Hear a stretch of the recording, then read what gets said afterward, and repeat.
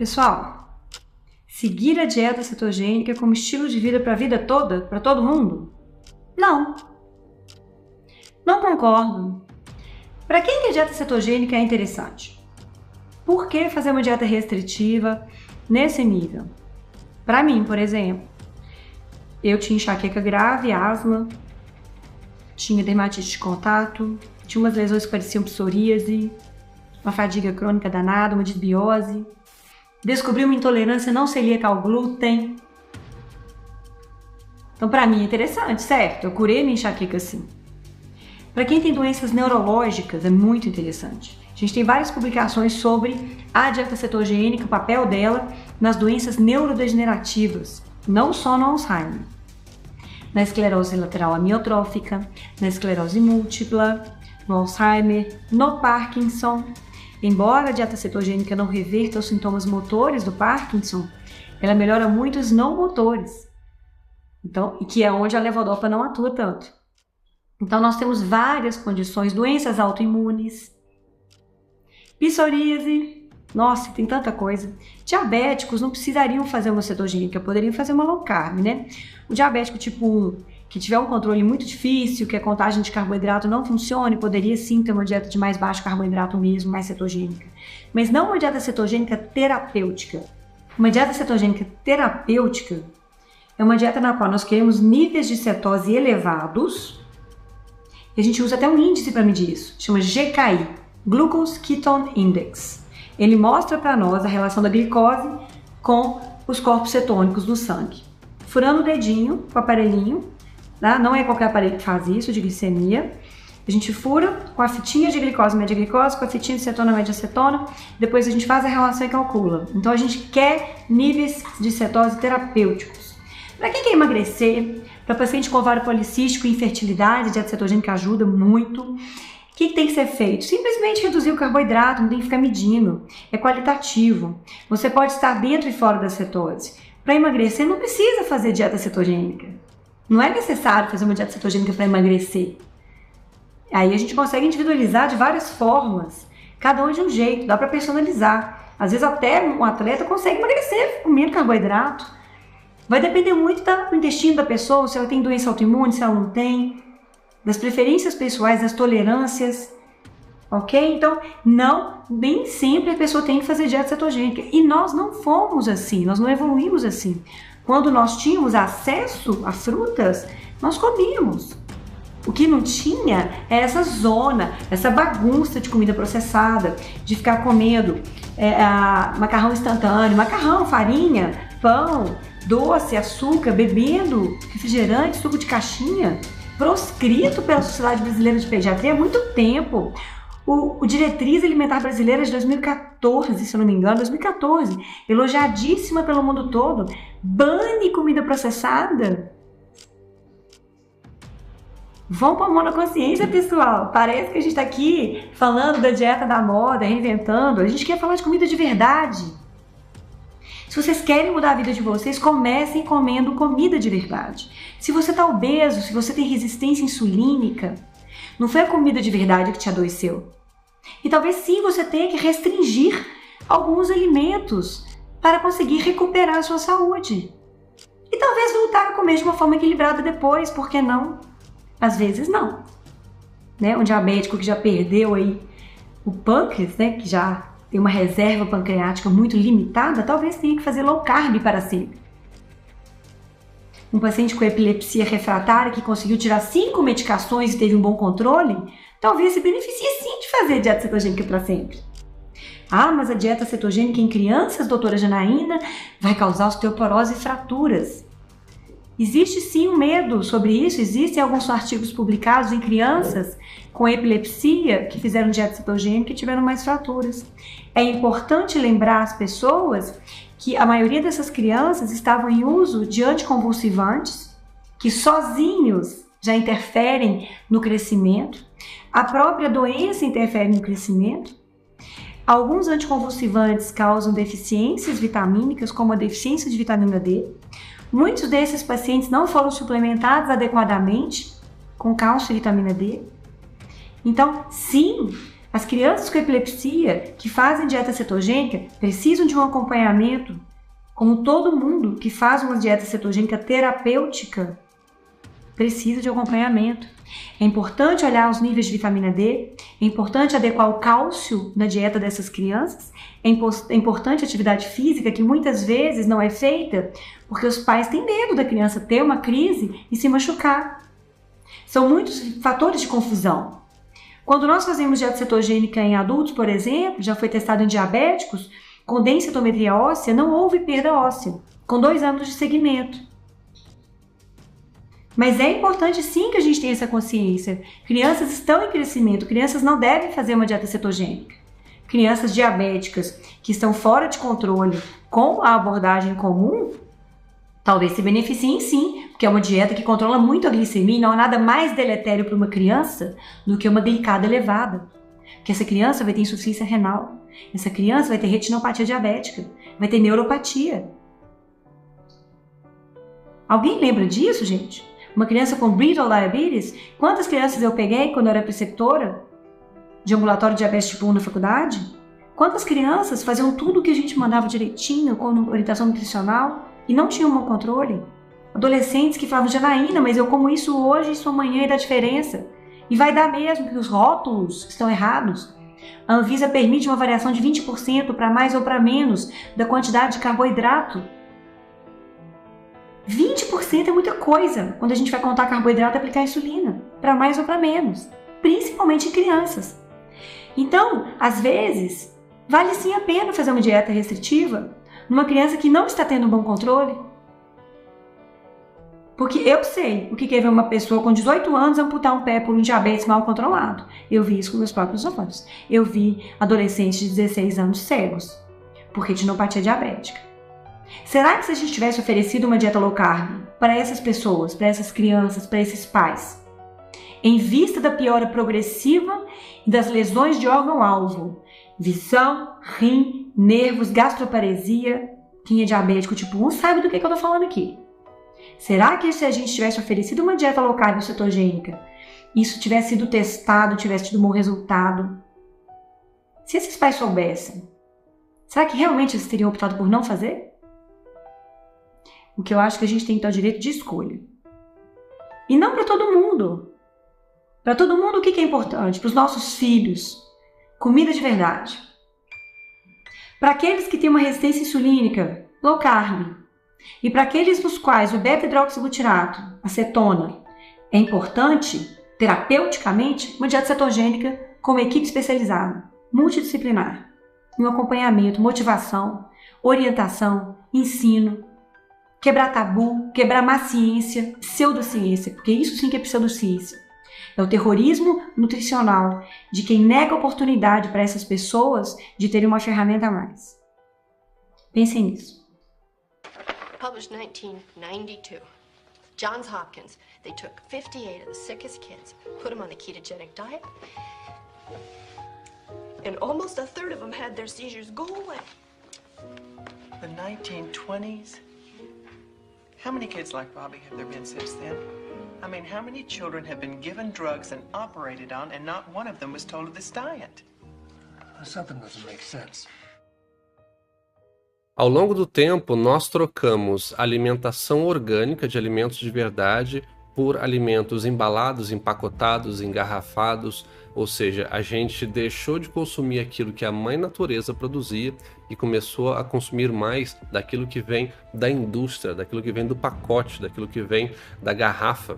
Será que isso realmente é uma coisa boa? Será que a gente está fazendo um bom negócio com relação à nossa saúde, consumindo produtos industrializados em detrimento de produtos naturais e orgânicos?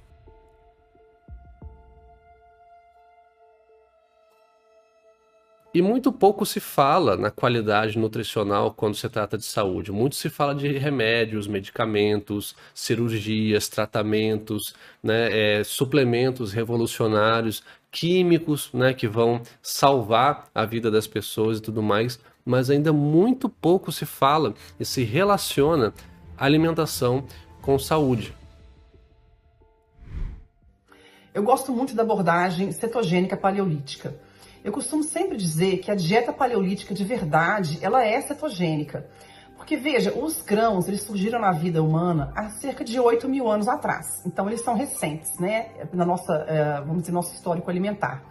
O que o homem comeu mesmo por 2,5 milhões de anos era uma forte base animal com energia de gordura animal e complemento de energia de fontes vegetais de baixo carboidrato.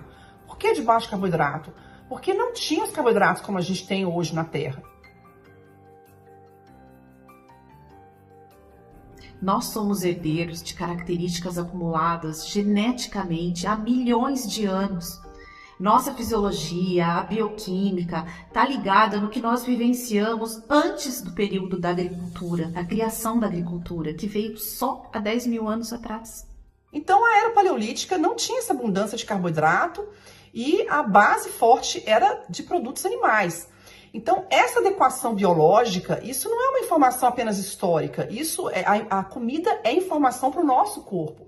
Então, quando a gente opta por comer uma alimentação que tem uma certa afinidade aí, que mimetiza o que a gente comia na era paleolítica, isso vai sinalizar muito mais saciedade, isso conversa com o nosso organismo sente à vontade, isso é muito natural para o nosso organismo, entende? O nosso cérebro é o principal órgão que nos diferencia dos macacos. Ele é responsável por características únicas e inerentes aos seres humanos. E vocês já pararam para pensar quais foram os fatores que levaram à evolução do nosso cérebro? As evidências mostram que a alteração da ingesta dos alimentos depois que nós dominamos o fogo foi a principal responsável pela rápida evolução da nossa espécie. Isso a gente chama de encefalização, que é o desenvolvimento do cérebro, das suas funções.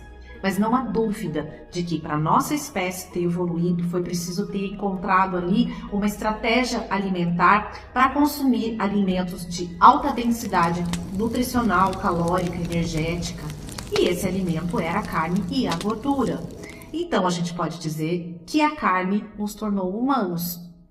Se nós pensarmos que o ser humano é a única espécie que dominou o fogo, a coisa fica bem interessante, porque o fogo ele afasta os animais. Então você imagina o primata, né, o ser humano primitivo, vendo o fogo pela primeira vez, perdendo o medo, entrando em contato com aquela chama e conseguindo dominar aquilo ali.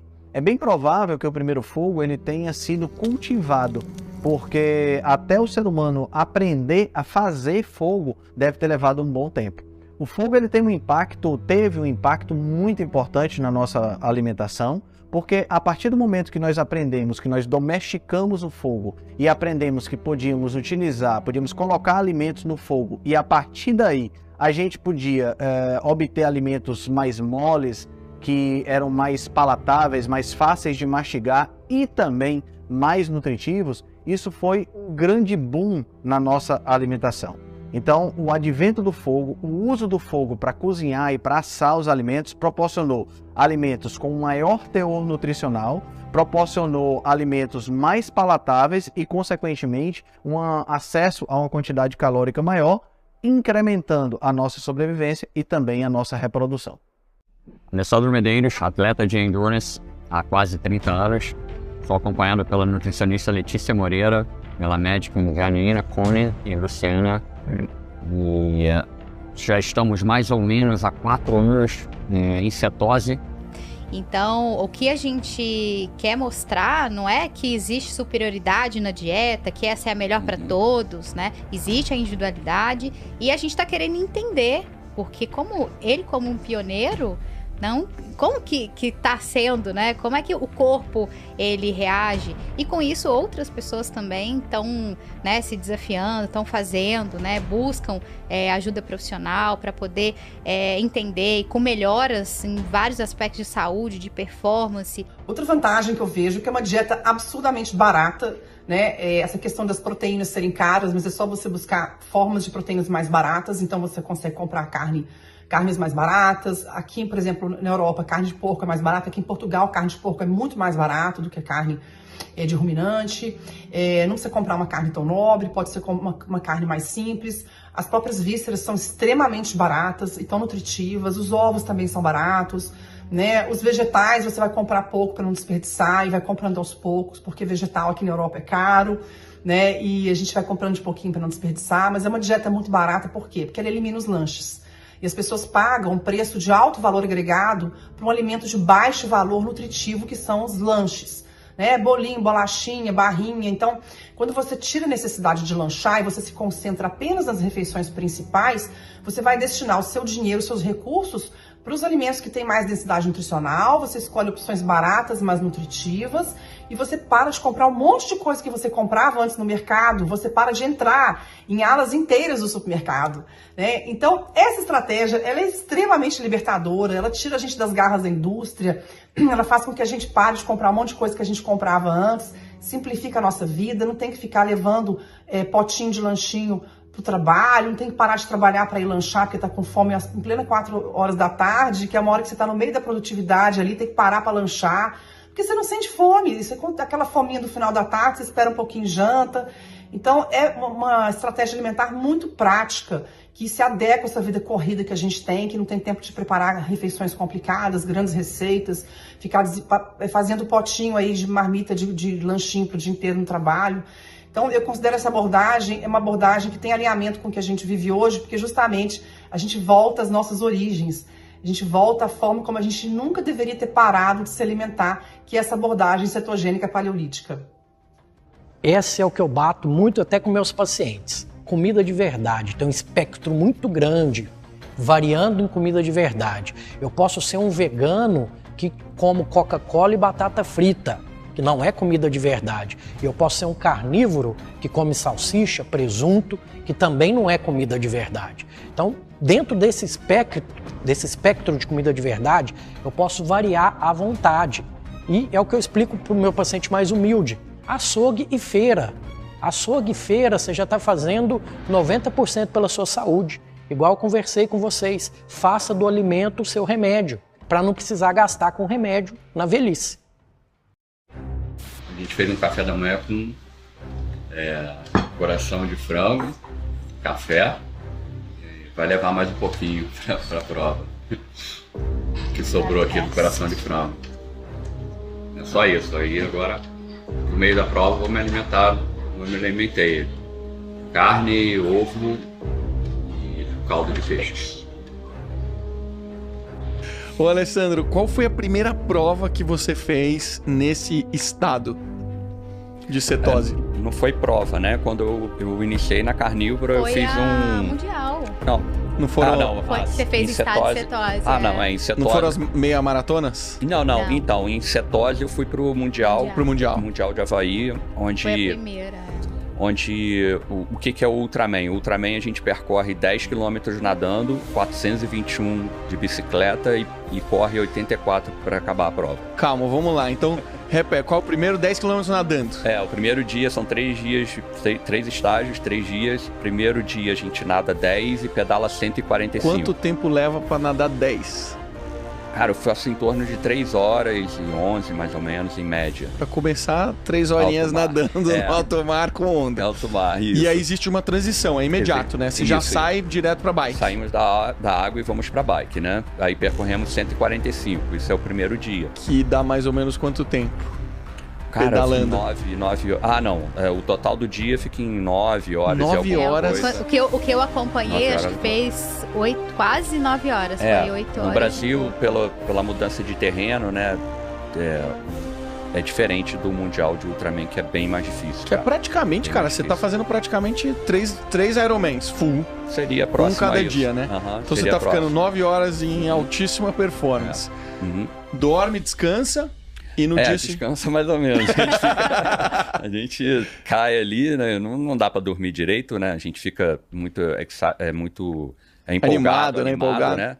Eu me utilizo, né, no meu dia a dia como atleta, de uma alimentação cetogênica, diríamos até uma alimentação low carb, né, o que acaba ali se misturando uma low carb cetogênica. E, sem dúvida, para nós que somos atletas, entre outros, é o melhor que há.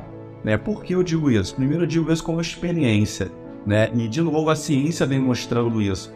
né? É interessante até falar sobre isso, aproveitar o gancho, porque no Tour de France, até 2012, os ingleses, né, eles vinham de um grande período sem ganhar provas, né, do Tour de France.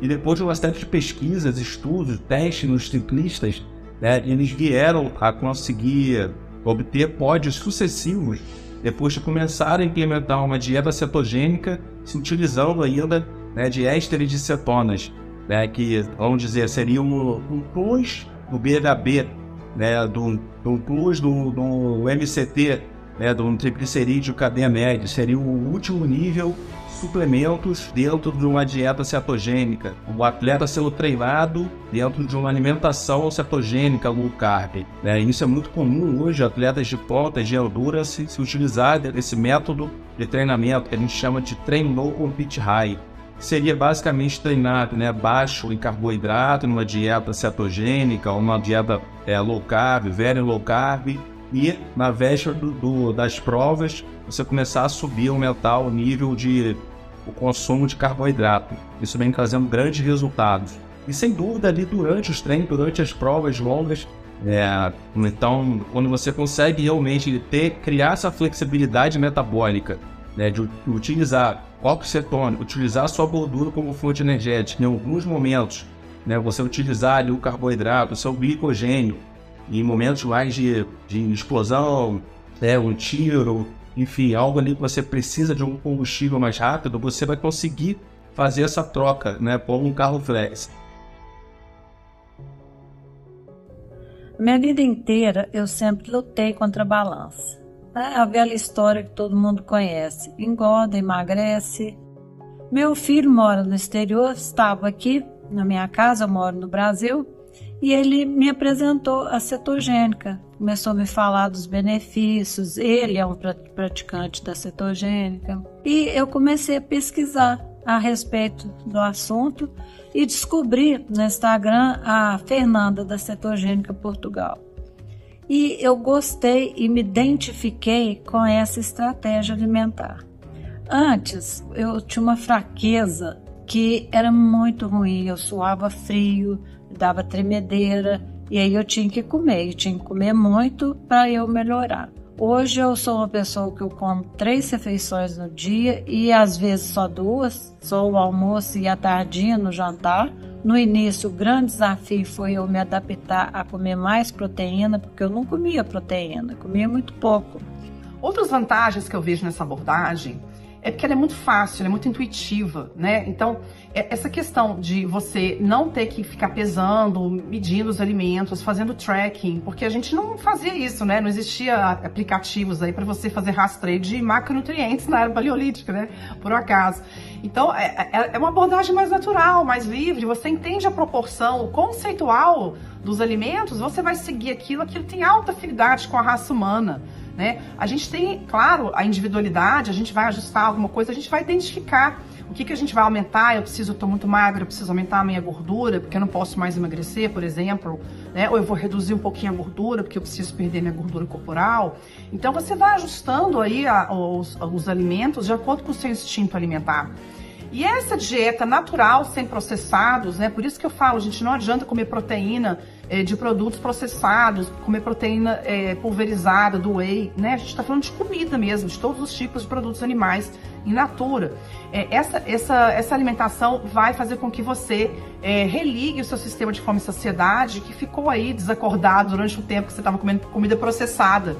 E quando você começa a funcionar, quando o seu instinto alimentar começa a funcionar, a ser resgatado, você vai buscar os alimentos com mais densidade nutricional, você vai ter vontade de comer os alimentos com mais densidade nutricional. Porque isso é o normal. O normal é a gente buscar e querer comer o que é mais saudável.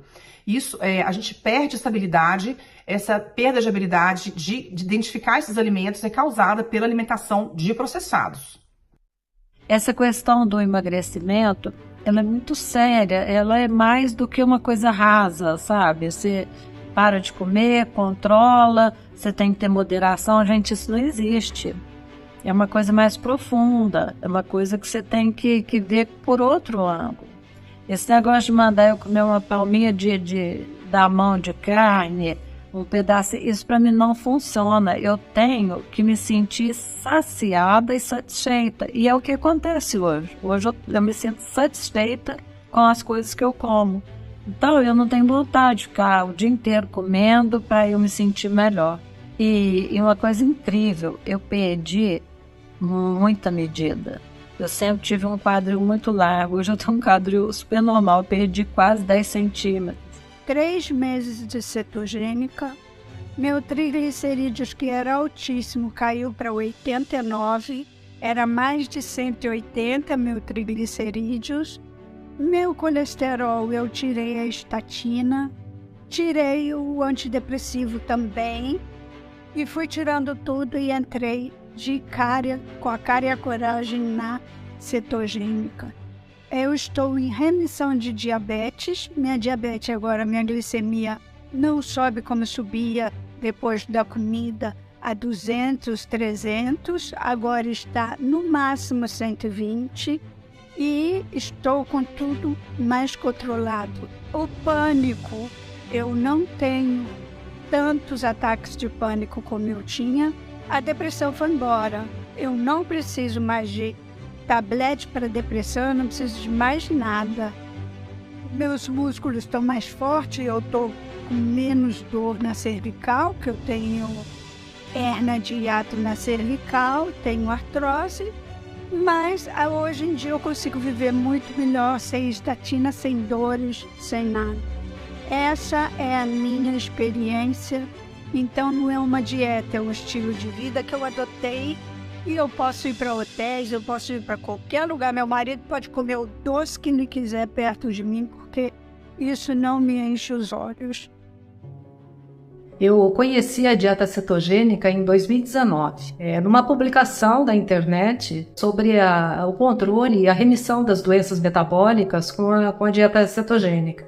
Na época, isso me intrigou demais, porque o meu marido fazia uso de medicamentos para essas doenças há mais de 30 anos. Ele tinha hipertensão, crises terríveis de cólicas renais, de crises de gota. Bom, na época, eu pesquisei incansavelmente e consegui encontrar na internet alguns profissionais que falavam sobre essa abordagem. Eu achei tudo muito diferente, mas eu resolvi testar em mim. Eu acabei percebendo que eu também já tinha algumas alterações metabólicas. Uma delas era a hipoglicemia reativa. Eu era totalmente dependente de lanchinhos a cada 2, 3 horas e realmente, se eu não comesse, eu passava mal. Bom, meu marido, nessa época, ele resolveu testar e hoje, depois de 3 anos nessa caminhada, meu marido conseguiu reverter completamente as doenças, ele está livre dos medicamentos. Nós dois, com mais de 60 anos, nós atingimos a melhor forma física da vida e, de uma forma ou de outra, nós vamos conseguir poupar nossos filhos de um sofrimento futuro em relação à saúde. Porra, quebramos todos os paradigmas, né, cara? Tudo que falam sobre nutrição, sobre a evolução, né, cara, humana, né? A gente abandonou a forma de se alimentar. A maioria das pessoas comem processados, né? É maravilhoso, cara. 100% carnívoro numa prova dessa, sem nenhum consumo de carboidratos, usando a gordura como fonte de energia. Maravilhoso, cara. Me senti bem, prova toda. Fizemos história, né, cara? Fizemos história aí. Agora, ver o que vai acontecer. Mas fizemos história. Cara, é o exemplo para minha família, para minhas filhas. É o exemplo. A família, o B, todos que terminam a prova viram irmãos de prova, né? Tem uma frase muito legal: chegamos como desconhecidos, competimos como amigos e nos despedimos como irmãos. Esse é o espírito também. Tem vários irmãos agora. Vários. A família tá ficando grande. Mas o exemplo para minhas filhas é o que me impacta mais. Essa coisa bonita de ver o ser humano se superando junto, todo mundo se abraçando, indo junto, ajudando um ao outro. Isso que a gente leva da vida, né, cara? Isso que a gente leva. A gente não leva bem materiais, a gente leva momentos. E o B515 é o momento ápice de qualquer ultra atleta, cara.